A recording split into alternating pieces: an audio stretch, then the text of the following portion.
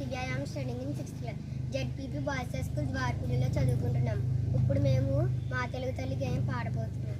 మా తెలుగు తల్లికి మల్లె పూదండ, మా కన్న తల్లికి మంగళారతులు.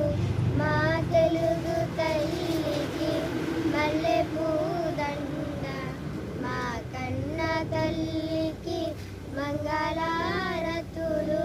కడుపులో బంగారు కనుచూపు